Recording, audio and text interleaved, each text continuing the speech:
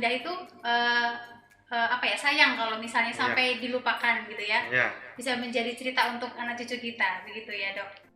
pertama-tama ya kita harus tahu penyakit degeneratif itu apa ya. Oke. Jadi yang disebut sebagai penyakit degeneratif itu adalah suatu penyakit yang disebabkan karena proses degenerasi atau karena bertambahnya usia. Bertambah usia, penuaan ya. Penuaan. Oke. Artinya apa? Artinya ini sesuatu hal yang tidak bisa kita hindarkan dan semua orang pasti mengalami. Pasti mengalami. Iya. Jadi nggak bisa dihindarin ya. Tidak Saya bisa. nggak mau gitu ya, tapi nggak bisa ya. Iya. Oke. Kalau yang di bagian saraf biasanya yang paling sering itu adalah masalah pikun atau Oke. atau demensia. Demensia. Betul. Oke. Nah, Jadi pikun nggak bisa dihindari ya dok. pikun pasti ada pikunnya. Pasti ada pikunnya. Cuma derajatnya nanti. Oke. Kalau penyakit degeneratif ya jelas karena usia. Oke. Bisa karena hormonal, ya, bisa karena faktor stres, dan yang terakhir mungkin dari penyakit-penyakit faktor komorbidnya atau penyakit-penyakit yang dia punyai sebelum sebelum terjadi bertambahnya usia. Oke, mungkin seperti diabetes begitu. Ya, seperti kembali muda ya kan tidak mungkin. Oke. Nah, jadi memang dia akan kita mau hindari tidak bisa, tetapi yang penting di sini adalah kita mencegah supaya tidak bertambah berat. Oke, baik. Bagian besar orang menganggap bahwa pikun itu wajar karena sudah tua itu pikun itu sudah lumrah, itu memang akan terjadi. Nah itu benar begitu atau bagaimana dokter? Ya, memang beberapa orang anggapannya pikun itu wajar ya, kita tidak bisa menyalahkan. Tetapi sebenarnya yang namanya pikun tuh jenisnya bermacam-macam. Oke, ya. pikun ada jenisnya ya? Ya. Ternyata. Kalau di bidang kedokteran kita bilang demensia. Jadi demensia itu yang murni karena degenerasi atau karena usia itu kita sebut sebagai demensia Alzheimer. Alzheimer.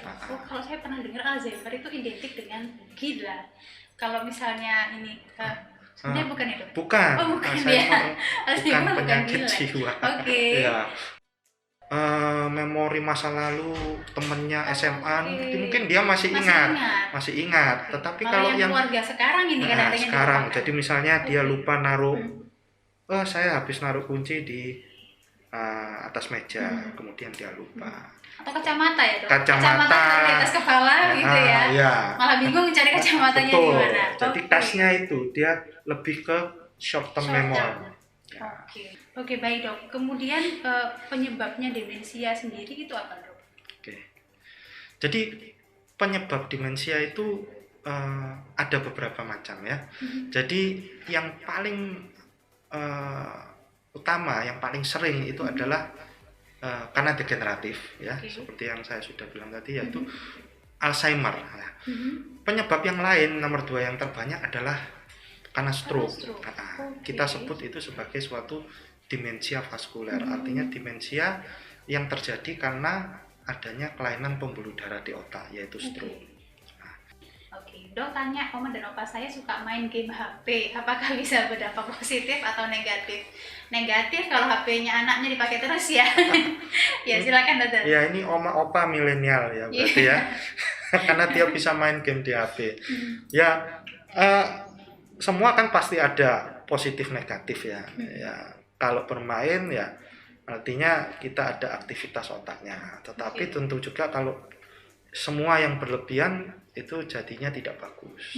Ya, jadi kalau misal lebih baik seperti tadi mengisi TTS atau mengerjakan sesuatu yang hobi yang biasa dia lakukan, menari ya, kemudian berdansa, latihan dansa dan lain sebagainya, aktivitas yang lebih sehat. Oke.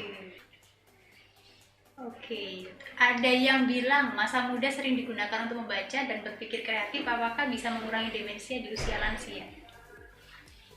Ya, oke. Jadi gini ya, ada yang bilang masa muda sering digunakan untuk membaca, berpikir kreatif. Ya, biasanya kalau yang waktu mudanya produktif ya, biasanya dia akan usia degeneratifnya itu akan bertambah panjang. Oke. Nah, jadi karena digunakan terus ya. Ini saya analogikan ya seperti misalnya dengan otot ya. Ya, otot ini kalau kita latih tambah besar. Oke. Tapi kalau kita diamkan dia akan tambah kecil. Ya. Kalau kita sering latih dia besar, tentunya dia akan nanti pada waktu usia tuanya ya dia akan mengecil, tetapi tidak mengecil seperti orang yang tidak berolahraga. Jadi produktivitas pada waktu usia muda itu juga berpengaruh. Jadi bagus. Oke, jadi selama masih muda, jadi bisa tetap berpikir kreatif dan melakukan kegiatan produktif gitu ya. Jadi jangan hanya malas-malasan di rumah gitu ya. Nanti kebanyakan rebahan nanti malah semakin cepat ini tuh mengalami demensianya. Ya, jadi kalau ditanya penyakit saraf itu luas ya. Jadi kita tahu di sistem saraf itu ada yang namanya saraf pusat dengan saraf tepi. Kalau sistem saraf pusat tuh ya otak dengan saraf yang ada di tulang belakang. Jadi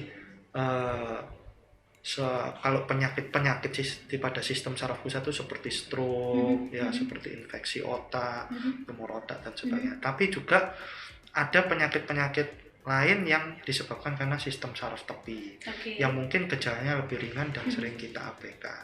Contohnya yang paling sering tuh misalnya kerikingan, kesemutan, masa tebal, nah itu sistem saraf nyeri, gitu. Jadi banyak sekali penyakit-penyakit untuk penyakit-penyakit selain sistem saraf pusat juga sistem saraf tepi juga banyak. Pada sistem saraf tepi yang biasa kita lakukan adalah namanya pemeriksaan EMG. EMG ini elektromiografi. Tujuannya untuk melihat gelombang pada sistem saraf tepi apakah ada kelainan atau tidak.